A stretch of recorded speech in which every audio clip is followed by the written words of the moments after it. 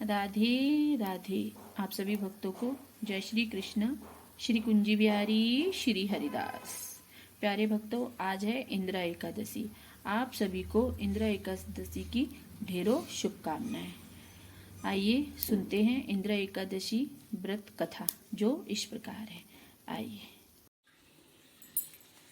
धर्मराज युधिष्ठिर कहने लगे कि भगवान अश्विन कृष्ण पक्ष की एकादशी का क्या नाम है, उसकी विधि और फल क्या है, सो कृपा करके कहिए। श्री कृष्ण कहने लगे कि इस एकादशी का नाम इंदिरा एकादशी है। यह पापों को नष्ट करने वाली तथा पितरों को अधोगति से मुक्ति दिलाने वाली ये एकादशी है। हे राजन, ध्यान पूर्वक इसकी कथा सुनो। इसके सुनने मात्र से वाजपेयी यज्ञ का फल प्राप्त होता है।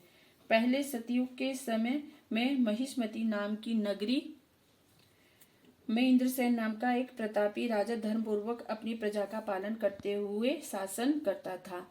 वह राजा पुत्र पौत्र और धन धान्य से संपन्न था। विष्णु का परम भक्त था। एक दिन जब राजा सुख पूर्वक अपनी सभा में बैठा था तो आकाश से महर्षि नारद उतरकर उसकी सभा में आए। राजा उनको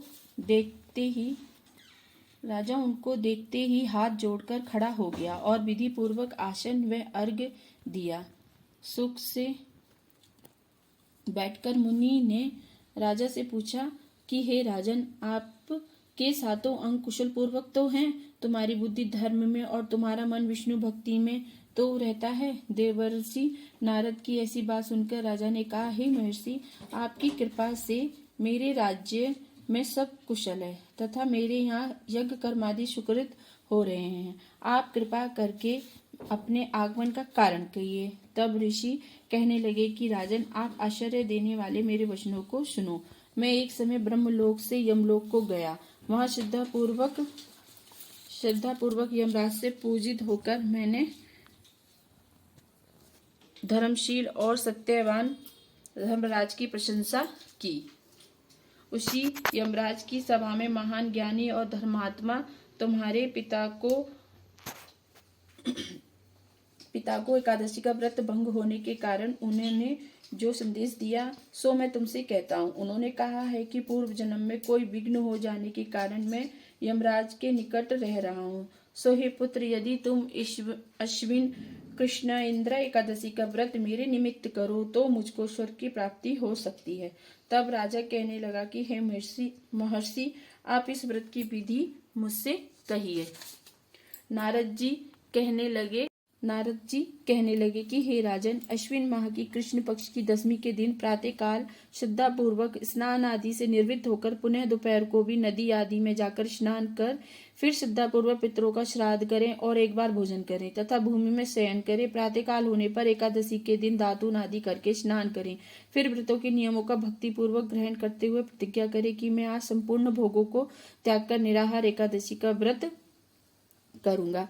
हे अच्युत, हे पुंडरीकाक्ष, मैं आपकी शरण में हूँ, आप मेरी रक्षा करना। इस प्रकार नियम पूर्वक शालिग्राम की मूर्ति के आगे विधि पूर्वक श्राद्ध कर योग्य ब्राह्मणों को फलाहार का भोजन करावे, दक्षिणा देवे, पितरों के श्राद्ध से बच जाए और उसको सुनकर गौ को दें तथा धूप दीप गंध पुष्प नैवेद्य आदि सब सामग्री से ऋषिकेश भगवान का पूजन करें।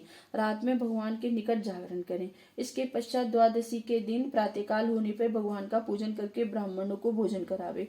भाई बंधु स्त्री और पुत्र सहित आप भी मौन होकर भोजन करें। नारद जी कहने लगे कि हे राजन, इस विधि से यदि तुम आलस्य रहित होकर इस एकादशी व्रत को करोगे तो तुम्हारे पिता अवश्य ही स्वर्गलोक को जाएंगे। इस प्रकार उपदेश देकर नारद जी वहां से अंतर्ध्यान हो गए। नारद जी की कथा अनुसार राजा द्वारा अपने बांधवों तथा दासों सहित व्रत करने से आकाश से पुष्प वर्षा हुई और उस राजा का पिता गरुड़ पर चढ़कर विष्णु लोक को गया। राजा इंद्रसेन भी एकादशी के व्रत के प्रभाव से निसंकट राज्य करके अंत समय में अपने पुत्र को सिंहासन पर बैठाकर स्वर्गलोक को गया।